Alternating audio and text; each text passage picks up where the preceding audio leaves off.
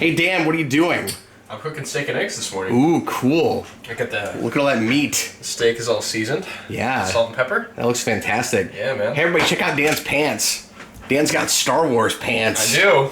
That's pretty cool. Some of my favorite pajama pants. These and the Daredevil ones are my two favorites. I got Daredevil pajama pants too. Oh yeah? I do. You got lots of Daredevil stuff. You got glasses and mugs. I do.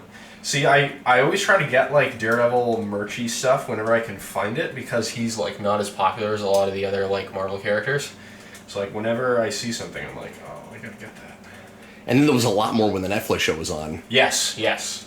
I think I actually bought the cup I have here when I visited you in Kansas last time. Oh, that's right. At a Target. Was it at a Target or was it at the mall when we went to the mall? I think it was in a Target. Okay. If I remember correctly. But And when that show was on, it wasn't just Netflix Daredevil stuff. Like, there was a lot of comic book Daredevil stuff that came out. yeah, like that cup has a cover from Wade's Daredevil on it. Right. Which is super cool. That's why I was so excited to get it at the time. I was like, oh my god, Wade Daredevil stuff? Well, I'd see that, you know? So yeah, it's Cooking with Dan Torrey. Yeah, we're putting some butter in the pan right now, as you can see, for the steak. Trying to swish it all around here. Then we will add the steaks. And we're going to put some sauce on these guys when they're close to done cooking. What kind of sauce? Teriyaki sauce. Ooh. Island teriyaki sauce. My favorite. Teriyaki mixed with pineapple juice. It's very, very good. Yeah, that's exciting. I like pineapple and everything. Oh, yeah. So the steaks will get on here, and then we'll start working on the scrambled eggs to go with them. So Dan, I thought while you were cooking, maybe we could talk a little bit about what we did yesterday, since we didn't have a chance to make a travel log we got last in really night. late last night, so we didn't really get to talk about it too much. So we went to Boston yesterday. We did. It was glorious. Yes. We went to a variety of different places. We went to Faneuil Hall. We went to the Harpoon Brewery in the Seaport District, walked around there for a little bit. We had dinner in the Seaport District as well, of the city. Yeah, I had a really excellent tuna sandwich there. Yeah, it was really good, huh? Had tuna, I had a glass of wine. Yeah. And then we went to several really cool bars. Yeah, we went to a wine bar, too, Yeah. which was really nice. That we just found out of nowhere. That was kind of a hole in the wall. Yeah, it was really, like, quiet, too, which I really liked about it. Like, it was upscale, but it was just, like, out of nowhere. Yeah. We like immediately felt underdressed when we walked in. But We did. We kind of thought we'd get kicked out, but they liked our money. yes, they did. Our money's good there, as the bartender from The Shining says. So that was fun. For people who haven't been, describe what Boston is like as a city. So Boston's a very old city. Many of the roads in the city were designed back when there were old horse trails when the city was originally founded, and the roads have kind of just stayed in the same place since then. So the roads are kind of windy and don't make sense, and it's kind of a nightmare driving there. But once you actually like park and get to walk around, it's really cool because you know you can walk around and it's just like Revolutionary War historical sites that are very well preserved there, like Paul Revere's house is there, which we didn't walk by, but we walked by the old Massachusetts State House and the old North Church and stuff, which are very crucial places in starting the American Revolution and stuff. And then if you walk around, there's like cobblestone streets and things like that. So it's a really cool place to be if you like history and older cities, you know. And it's a big city in that it's metropolitan, and there's some skyscrapers, and there's a whole lot to do, and it's busy and bustling, but it's small in that it doesn't take that long to walk from one end to the other end of it. Yeah, because we parked in kind of like the middle of the city, and then we walked to the Seaport District, and then from the Seaport District we walked all the way to where Cheers was, which is in the kind of like downtown area, like the Boston Common and stuff. So We saw the bar that inspired the TV show Cheers, which is now a Cheers. I didn't realize Cheers was a franchise until I started looking that up before I got here. Yeah. Did you ever look into like who owns it? Like question. No, I need to do that. Yeah, we should do that at some point. Well, we actually went to 2 Cheers bars yesterday. Yeah, there was a Cheers in Faneuil Hall, and then we went to the one that inspired the TV show, which was really cool. And it was so covered up, we weren't even able to drink there. Yeah, it was really crowded, which is not surprising. I would have expected a place like that to be super super popular, you know. That was like the big thing I wanted to make sure and get to see, and I wasn't disappointed because we got to drink at the other one. Oh yeah. And I bought a baseball at the original one. Yeah, you got a really cool souvenir, which is nice.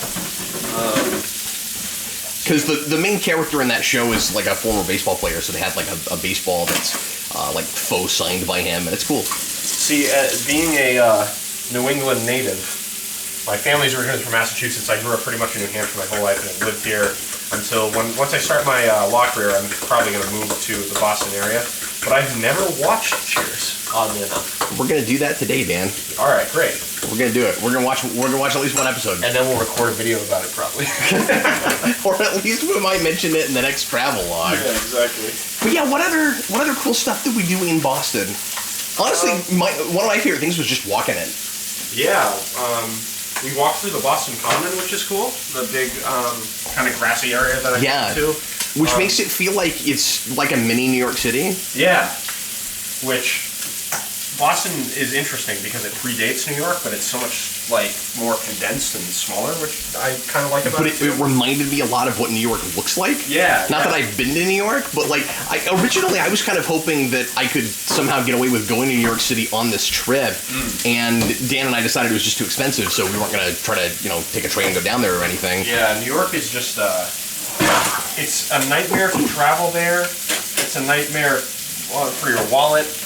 The sights are cool and stuff, and I really liked the last time I went. It's just not in the cards as far as finances for me at the moment. But we should go at some point. I think that would be really fun. Because, yeah, absolutely. But what I was going to say is I kind of felt like I got like sort of that experience without actually having to go there. Yeah, exactly.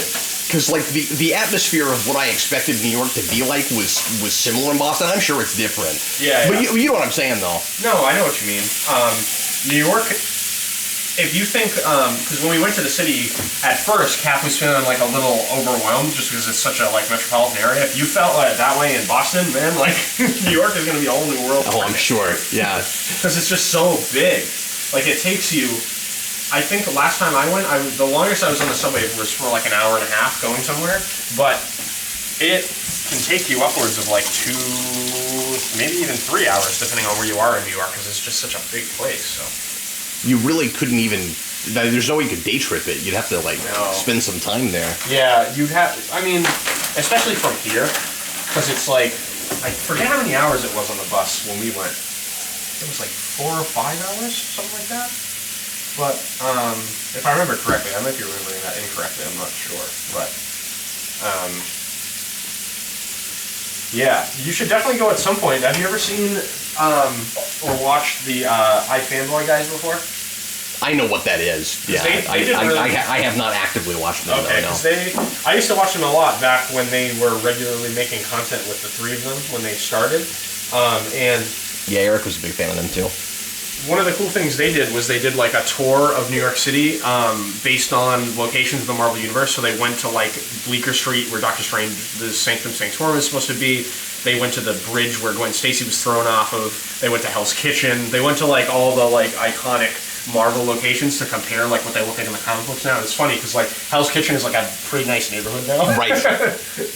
Well, that's what was so smart about the Daredevil show was they didn't pretend like it was always it was always as messed up as it once was. They just said that the Battle for New York made it that way again. Exactly. Yeah. Which is cool. Yeah, that was a cool way to like set it in the modern day. I actually really liked that connection to the MCU in that show. I feel like in Luke Cage, Harlem should have been in even worse shape because of Incredible Hulk.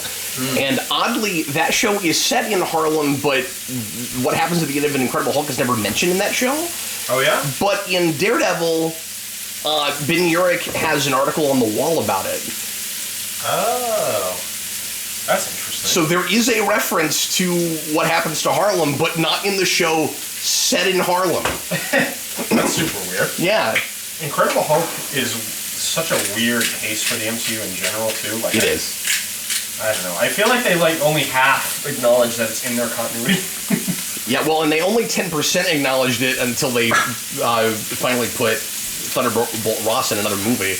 I know, which was cool. I really liked seeing Ross again. I'd just like to see him develop more as a character, you know? Because Ross is a cool Yeah, but character. we're a broken record on that with so many characters. From Hulk, specifically. Yeah. I want the leader to come back. So many things. And then, speaking of MCU, pardon me, Yeah, we went to go see Spider-Man. the other thing we did yesterday was we saw Far From Home. Yeah, we're probably going to do a video on that, but like, We don't have to talk about it right now, but we went and saw it. yeah, short thoughts, I suppose, is I kind of enjoyed it. I thought it was pretty good. It definitely... That's Dan's review. It definitely could have done some things better, I think. I think most of the comedy didn't really hit for me, but Mysterio was awesome. He was great. So, yeah, very exciting stuff. But yeah, we'll talk about that on the main channel. For probably many minutes, so stay tuned. Right, at least 19 minutes, but probably more than that. Look, there's Thor on a glass. Yeah. And This is there's my a Thor glass. Fallout mug. It's steak seasoning on my hand. Dan's apartment doesn't look as geeky as my house does, but he's got lots of geeky things in it. I do. Especially in my room, I got a Star Wars poster in there and a Spider-Man and Daredevil poster by Lee Bermejo. I love that poster. It's one of my favorites. Oh, I didn't realize that was Bermejo. Or I didn't look real close at it. Yeah, he did. I'm sure if I looked really close at it, I would know that. Because It was one of those. real I don't know if you distinct remember during art Wade's style. run, they did a crossover between Daredevil and Spider-Man for like 2 issues. Yeah. One in each of the books, and that was one of the variant covers. Because Bermejo did variants for both of those issues. I always think of they made a poster out of it. I always think of Bermejo as such a DC guy. It never occurs to me that he's ever drawn anything from Marvel. I don't think he's ever done interiors, Yeah. but those covers were gorgeous. So I was like, when I saw that Marvel made like one of those comics store like posters that they send to like have them hang up on their walls and stuff, I was like, oh man, I gotta buy one of those. Would I be right in saying that more writers tend to go exclusive to a company than artists do? I'm not really sure about that. Just because I don't follow artists as closely as I do writers. Same here, yeah. I wonder if you could have an exclusive contract that still allows you to do covers. Yeah, I know they do. Artists do sign exclusive contracts, but I don't know what the nature of them is. Right. I'm not sure. No, I know they do. Yeah. But yeah, I wish Bermejo would do some interiors for Marvel. I mean, that would be amazing. Yeah. I'm sure he would have to do some sort of like one-shot project or like graphic novel or something, because I would imagine his process, based on how detailed his art is, it's take a long time. I'm going to say the obvious fit for Bermejo is Moon Knight. Moon Knight would be cool. I'd like to see him And get back Daredevil, at certainly, too. yeah. You know, any of the big street-level characters. Oh yeah. Or even Spider-Man. Like Yeah. if he were to do it like in the old like 80s like grittier style. Oh, yeah. Which like, is hers with the black suit and stuff. what I most like with Spider-Man. It'd be cool to give him like a Spider-Man Black Hat story. That would be awesome. I'd love that. Alright, looks like the steaks might be almost ready. I'm gonna pour the sauce on here. So much of our content we've been shooting this week, Dan, is about food I know. Food is a special thing. and alcohol. People are going to think that we're alcoholics. Especially after we told them we did so many bars. Last You know, night. and I'm not like a bar hopper, but there's just so many interesting buildings. Like, it wasn't about like drinking a ton for me. Like, I had something at every place I went to. Yeah, just, like one drink. Mostly so I could justify being there. Yeah. But there were a lot of, but it was just about atmosphere. Yeah, Just places for us to talk. And it's important to keep in mind that after a certain hour, most of the only things that are open are bars. That's true, yeah. And some of them started closing early on us, too. Yeah. Yeah, the place you really wanted to go to, we were only able to be there for about 45 minutes. Yeah, which, like, we went to the Harpoon Brewery in the Seaport District, and we walked in, and they're like, oh, last call's in, like, 10 minutes, and it was, like, 7:10 or whatever. Like, Yeah. they were around, like, 7. I was like, oh. What? I had a strawberry milkshake beer, and it was delicious. Yeah. Harpoon makes a lot of good stuff. A lot of, I really want to try their pineapple beer. I bet it's good. Yeah. I bet it's good. Maybe next time you come, we can go back on the weekend when they're actually open for a decent amount of time. Yeah. Because we didn't really get into Boston until 6. what, 6? Yeah. It took us a couple hours to get there. Yeah, Because we got because of stuck in traffic. Yeah. We went there immediately from Spider-Man. It's funny because you were debating about whether or not we needed to go right there. Can you imagine if we didn't? Oh my God, we would have got there well, if we had left later, it wouldn't have taken us as much time to get there. I don't think. It still would have been probably 7 o'clock though. Yeah, probably. So. But that's a good point. If we left here at 5, it probably wouldn't have taken quite as long No, probably not. to get there. Probably not. Man, I'm excited about eggs, Dan. And steak. Yeah, but especially eggs. Yeah. Yeah, have I made scrambled eggs yet? No, huh? We did an omelet Yeah, we did. yesterday, and it was delicious as well. Yes. Yeah, Nice. I'm just my reviews of Dan's meals are always the same because they're always tasty. Aw. He's been absolutely spoiling me this week, try. and I'm gonna go this far, Dan. Yeah? We went to a pretty upscale bar and grill last night, wouldn't you say? For Yes, dinner, in the Seaport District. relatively upscale. Yeah. Reasonably priced. Certainly, it wasn't Right. like inordinately expensive, Yeah, but it was a right. classy place. Right. The meal I had was excellent. Yeah? It was not any better than most of what you've made this week. Oh, really? Yeah, That's awesome. Thank you. yeah. That's good. I'm telling you, I felt like I've had restaurant quality food all week, but I have felt better eating it because there hasn't been MSG or any other like random chemicals and things in it. Yeah, we haven't really gotten any Chinese food, so you're probably good on the MSG side. Oh, there are American food places that do it too, man. That's why Oh, everyone sure, but needs that's to like- stay away from Applebee's. Never go to Applebee's. No, I mean, why? Even before knowing that MSG was in the food, why would you go to Applebee's in general? That place is not good. Well, there are people that I know that I ask that question to frequently, but Well, they're wrong, that's what I think. and they need better tasting food. Dan just comes out and says it like it is. You know, hey, look, it's Emerald's pancakes. Panko. Those are breadcrumbs. Oh. I used those in the breadcrumbs, Parmesan yeah, there we we go. had on the live show we did. I see. I used that and these. You know, I could have zoomed in Asking on it breadcrumbs. before I said that. Like from this far away, I thought it was I pancake can see how mix. you would say that because the pan. But then I zoomed in on it and I was like, well, like I have I have a zoom lens. Like I could have looked at it the whole time. Yeah. All right, the eggs look like they're coming along. What was I thinking?